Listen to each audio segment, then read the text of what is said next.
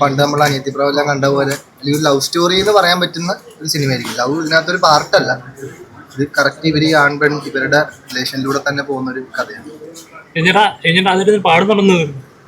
അതിനകത്ത് ഞാനൊരു ഒരു പാട്ട് റാപ്പ് ചെയ്തു, പിന്നെ ഒരു പാട്ട് ഒരു മെലഡി പോലത്തെ ഒരു പാട്ട് പാടുകയും ചെയ്തു. അപ്പം അതെല്ലാം ഇനി ഇറങ്ങാനുണ്ട്. പിന്നെ എല്ലാവരും വെയിറ്റ് ചെയ്യുന്ന പോലെ ആതിഫ് അസ്ലത്തിന്റെ പാട്ടുണ്ട്, ഹിജർ എന്നാണ് ആ പാട്ടിന്റെ ടൈറ്റിൽ ഇട്ടിരിക്കുന്നത്, വരാനുണ്ട്. മദ്രാസ്കാരനെ പോലെ തന്നെ വലിയൊരു ഇതാണ് അതിനുണ്ടായിരുന്നു, നല്ല റൊമാൻറ്റിക് ആയിട്ടൊരു ഇതാണ്, ഡാൻസ് കളിച്ച നല്ലൊരു കാതൽ സടുകുടു എന്ന് പറഞ്ഞൊരു പാട്ട് റീമിക്സ് ചെയ്തു. വീണ്ടും ആ കോപ്പയിൽ തന്നെ. അതെ അതെ, നന്ദുവിന്റെ കൂടെ തന്നെ. നന്ദഗോപനാണ് അതും മ്യൂസിക് പ്രൊഡ്യൂസ് ചെയ്തത്. ഇതില് അവന്റെ തന്നെ കമ്പോസിഷനുമാണ്. അതെ അതെ അതെ, ഞാൻ പാടിയത്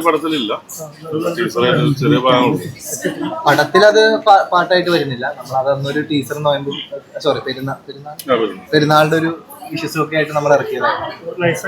താങ്ക് യു.